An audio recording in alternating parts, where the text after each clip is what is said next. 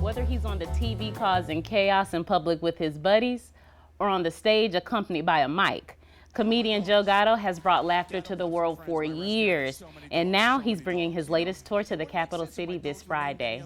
And I have the pleasure of speaking with him this morning. Thank you so much for joining us, Joe. Thank you so much for having me. I appreciate you. All right, Joe, let's get right into it, pun intended. And before I get into your tour, I'd like to know about your journey to comedy. And was there a moment that you realized that you wanted to pursue it professionally?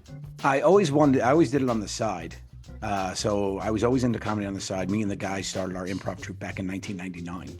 And we used to do, it would always be the side hustle. I would always call it my 5 to 9. I'd do my 9 to 5 to pay the bills, and then we'd have fun. I'd be, performing improv shows on the weekends with them, editing videos, filming, sketch comedy, doing things like that all the time, which was good. And then, after a couple opportunities with, getting an agent and, getting a lot of visibility online back when MySpace and YouTube just came out and started being a thing. The algorithm was a person, and the people who decided what was on the homepage became fans of us, and they started posting a lot of our stuff. So we caught fire, which was nice. Ended up leading us down the path to get a pilot that failed and didn't have anything happen. And then we had a bunch of different failed pilots. And then eventually Jokers came across the board, and I had a job.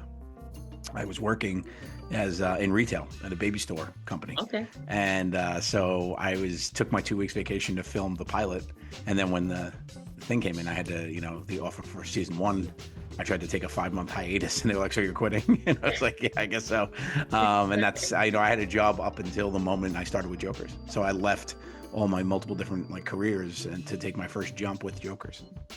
And speaking of Impractical Jokers, did you ever imagine it being the success that it is right now? No way. I couldn't believe it. I had a great run with that show. 10 years of my life, 9.5 seasons, over 300 episodes. It was just fantastic. And, you can't imagine it was lightning in a bottle. And just being able to be with your best friends and laugh and have the world, make the world smile is just a great feeling to be able to do it. So, now I just always loved comedy, always like watching it with my family and whatnot growing up. And I love being that for people. So to continue my journey with stand-up and other different things is just great. I just love to be the reason why people are laughing. All right, now, Joe, you wear so many hats: comedian, actor, co-host, and now we're adding author to that list. Your children's book, Where It's Berry, is inspired by your own son. Can you tell me a little bit about what it's like to be able to read your own children's book to your kids? That is pretty epic, if you ask me. It's so cool. Yeah. It's so cool. Yeah, he has it, and it's in his library at school, and people take it out and they show him when he has it at school. It's really cute. What? So it's such a really cool thing that I didn't even realize would be as cool when I did it. I thought it was oh, that's gonna be fun. But then when because when I wrote it, I didn't illustrate it. Thank God, because it'd be terrible. It was illustrated by a very talented artist, Luke Flowers, and he's done a bunch of kids' books. And he brought it to life. I send over a Word document that's got words on it, and he, just paints this beautiful book. And we went back and forth with the feedback, and, he tweaked what we needed, and it just came so good. It was such a fun project. But to see your kid and your family and your dog as a cartoon is such a cool thing, I'm telling you. Yeah, so I really dug that. Yeah. Now, you're no stranger to the capital city. You've been to Columbia before, and your Let's Get Into It tour is tomorrow night. What are you looking forward to the most about the show and being able to meet with your supporters? I think about the biggest thing is I'd like to make these nights an event.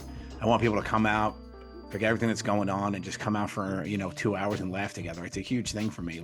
And it's been working really well. I see in these theaters, they're packed out with date nights with families that come out, or people that come out by themselves too. It's funny because I have such a good crowd of people that make friends. That's my favorite thing is people make friends at my shows. All right, folks, the man of many talents, Joe Gatto, will be in Columbia tomorrow evening at the Koger Center. We'll have this full interview and details on our website at WLTX.com. Reporting in studio, I'm Sierra Brown.